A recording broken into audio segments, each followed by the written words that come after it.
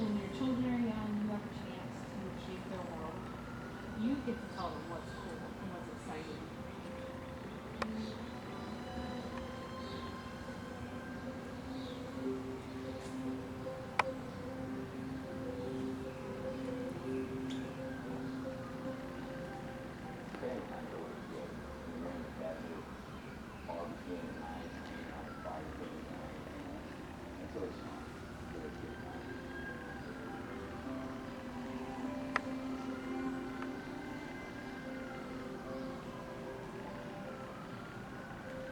When a child laughs, the whole family laughs.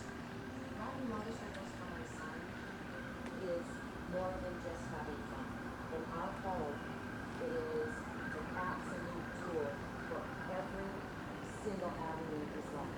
If he doesn't do well in school, he's not going to laugh. If he's not polite, he's not going to laugh. I use it as parenting too. I don't know how else I could have taught them what they learned on a motorcycle as far as challenging themselves, working as a team, handling success correctly, and handling failure. It's affected my kids' eating habits,